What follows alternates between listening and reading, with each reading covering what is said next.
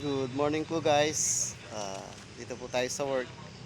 Ah, Isang mabuting bagay po na sa unang gising po natin, ang bukang bibig natin ay magpasalamat sa Panginoon.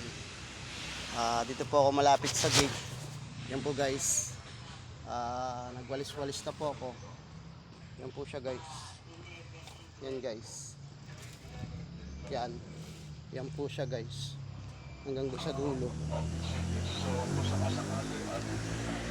Kaya God is good na binigyan tayo ng isang araw ng Panginoon. To God be the glory po.